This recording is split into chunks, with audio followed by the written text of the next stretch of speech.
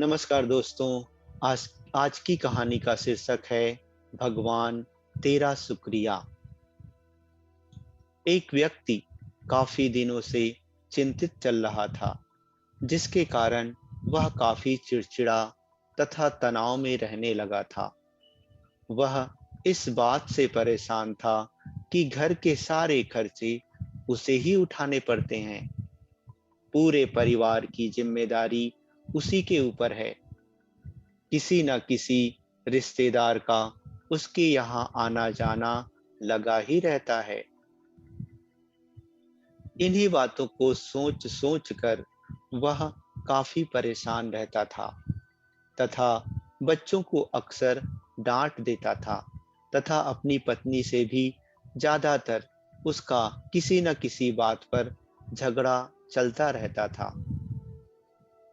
एक दिन उसका बेटा उसके पास आया और बोला, पिताजी, मेरा स्कूल का होमवर्क करा दीजिए। वह व्यक्ति पहले से ही तनाव में था, तो उसने बेटे को डांट कर भगा दिया।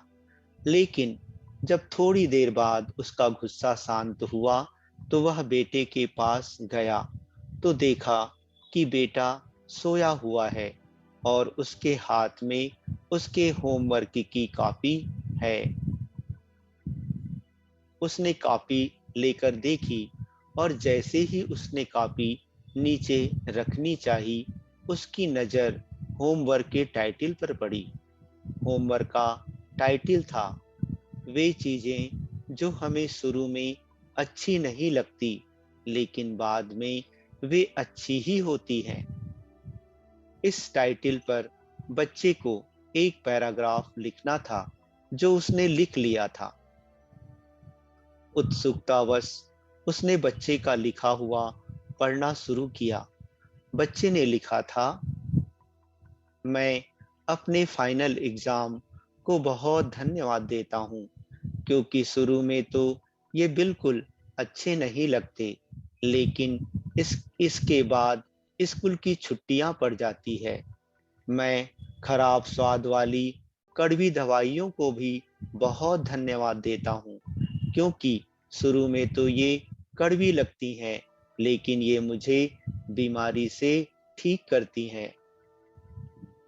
मैं सुबह सुबह जगाने वाली उस अलार्म घड़ी को बहुत धन्यवाद देता हूँ, जो मुझे हर सुबह बताती है कि मैं जीवित हूँ।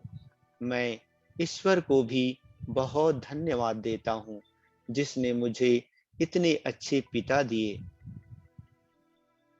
क्योंकि उनकी डांट मुझे शुरू में तो बहुत बुरी लगती है, लेकिन वो मेरे लिए खिलौने लाते हैं, मुझे घुमाने ले जाते हैं और मुझे अच्छी अच्छी चीजें खिलाते हैं। और मुझे इस बात की खुशी है कि मेरे पास पिता है, क्योंकि मेरे दोस्त सोहन के पास तो पिता ही नहीं है। बच्चे का होमवर्क पढ़ने के बाद वह व्यक्ति जैसे अचानक नींद से जाग गया हो। उसकी सोच बदल सी गई। बच्चे की लिखी बातें उसके दिमाग में बार बार घूम रही थी, खासकर वह लास्ट वाली लाइन। उसकी नींद उड़ गई थी। फिर वह व्यक्ति थोड़ा शांत होकर बैठा और उसने अपनी परेशानियों के बारे में सोचना शुरू किया। मुझे घर के सारे खर्चे उठाने पड़ते हैं। इसका मतलब है कि मेरे पास घर है, और ईश्वर की कृपा से मैं उन सब लोगों से बेहतर स्थिति में हूँ जिनके पास घर नहीं है। मुझे पूरे परिवार की जिम्मेदारी उठानी पड़ती है।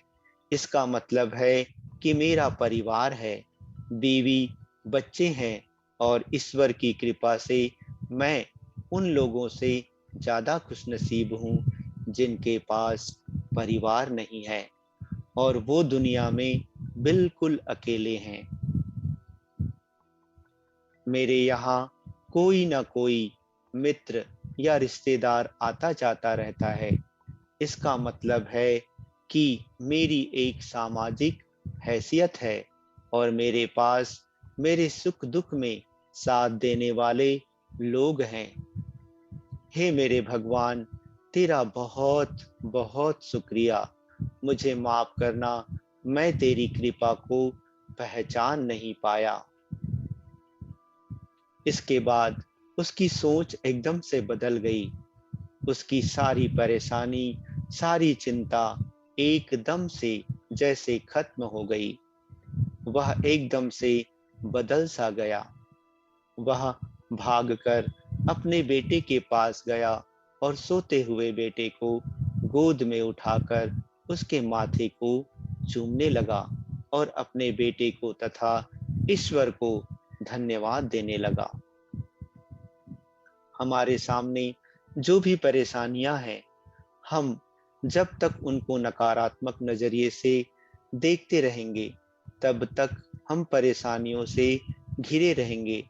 लेकिन जैसे ही हम उन चीजों को, उन्हीं परिस्थितियों को सकारात्मक नजरिए से देखेंगे, हमारी सोच एकदम से बदल जाएगी।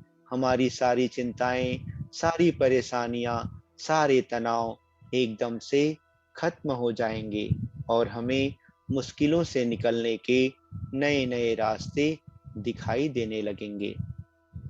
अच्छा दोस्तों, धन्यवाद।